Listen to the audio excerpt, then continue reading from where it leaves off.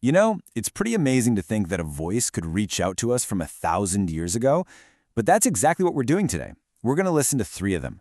They come from some of the oldest poems in English, and you'll be amazed at how much what they say about being lonely, about loss, about fate, how much it all still hits home. Fate is firmly set. Wow, that one line from a poem called The Wanderer, it sets the whole mood, doesn't it? It drops us right into the world we're about to explore. A world where your destiny is this inescapable, totally crushing force. It's a heavy thing to think about, and it's the reality that all 3 of our speakers are trying to deal with. So the 3 poems are The Wanderer, The Seafarer, and The Wife's Lament. And yeah, on the surface, they look pretty straightforward. You've got a warrior, a sailor, and a wife. But if you dig just a little bit deeper, you realize they're all circling the exact same black hole, this universal, deeply human feeling of just profound loss. All right, so before we really get into the poems themselves, we kind of need to set the scene. We have to understand the world that these people came from. This was a world built on loyalty, on community, and it was always living under this huge shadow of a really harsh, totally unchangeable fate. Now, all 3 of these poems fit into a category we call elegies. And that doesn't just mean they're sad poems. No, they're much more than that. They're formal laments. I mean, think of them like these epic songs of mourning for a whole world, for a person, for a happiness that's just gone forever. That raw sense of loss, that's what gives them so much power. And the number one thing they're all mourning? The loss of home. But you have to understand, for an Anglo-Saxon, home wasn't just, a building. It was everything. It was your tribe, your lord, the mead hall where you belonged. So to be exiled, that meant being cut off from your entire identity. It was basically a social death. And honestly, a lot of them thought that was way worse than actual physical death. It was the most vulnerable you could possibly be. And kind of looming over all of this is this huge concept called word, which we translate as fate. But it's not just destiny in a passive sense. It was seen as this active, incredibly powerful force that controlled, everything. So the people in these poems, they're not just sad, they're wrestling with something way bigger. The feeling that their suffering was already written in stone, that it was totally unchangeable, and there was absolutely nothing they could do about it. Okay, so let's break this down and see how it actually plays out for each of our speakers. You've got the Wanderer, who's mourning his entire community after they were wiped out in battle. Then there's the Seafarer, who actually chooses this super hard life on the lonely sea. And finally, the wife, who's forced into isolation by her own husband's family. So you see, they're on 3 totally different paths, but every single one of them ends up in the exact same place. This state of lonely, sorrowful exile. All right, let's meet our first voice. This is the Wanderer. Picture this. He's an old warrior, the very last survivor of his entire clan. And he's just completely haunted by memories of how things used to be, the warmth, the glory of the mead hall. And this is the real heart of his poem. This part is so famous it actually has a name. It's called the ubi sunt motif. It's Latin for, where are they now? He's literally looking at these crumbling ruins all around him, and in them he sees a perfect reflection of his own loss.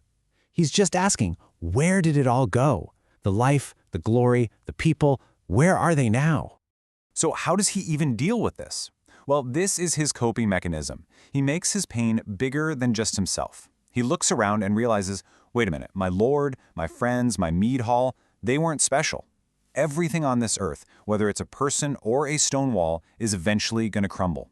And there's this really cold, hard kind of wisdom in that. And for him, it's the only comfort he's got. Okay, let's switch gears and move on to our second voice, the Seafarer. Now, this guy also goes through some unbelievable hardship, but he finds a totally radically different meaning in all that suffering. I mean, the poem is just packed with these gut-wrenching descriptions of what he's going through. He talks about his feet being bound in frozen chains, hail coming down in showers, being stuck out on an ice-cold sea. It sounds awful, and yet something keeps pulling him back. He keeps going out onto the waves. So the big question is, why? And this is where the poem takes a really interesting turn. He basically decides that all this suffering isn't pointless. That brutal cold sea, it becomes a metaphor for the tough journey of life here on Earth, and his whole trip transforms into a kind of pilgrimage. He comes to the conclusion that the only real home isn't some mead hall back on land. It's the eternal safety you can only find in heaven. Okay, our third voice, This one is probably the most unique, and honestly, in a lot of ways, the most heartbreaking, because it's a woman, and that's an incredibly rare thing to find in this warrior-focused literature. And her sorrow? It doesn't give us any easy answers. Right from the very first line, you can tell her poem is completely different.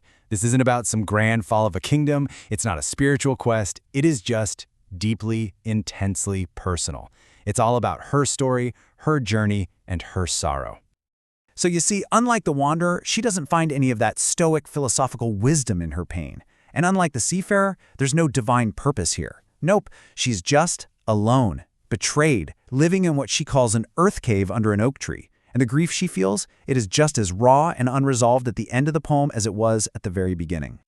And that really is the million-dollar question, isn't it? You've got three people, all from the same culture, all wrestling with the same problems of exile and fate. And yet one finds philosophical comfort, another finds religious hope, and the third finds, well, nothing but pain. How can their answers be so wildly different? Well, the answer, as it turns out, might not be about who spoke the poems originally, but about who wrote them down. And this, my friends, is where literary history gets really, really cool. So the main theory goes like this. These elegies started out in the older, pagan world of the Anglo-Saxons, that world of weird we talked about. They were stories told out loud, passed down for generations. But eventually, they were written down inside monasteries by Christian monks. And these monks weren't just scribes, they were editors, and sometimes they even added their own religious commentary. And you can really see this difference when you put the poems side by side. Take The Wanderer. The Christian parts about God's mercy, they feel kind of tacked on, at the beginning and the end, like bookends on what's really a pagan poem.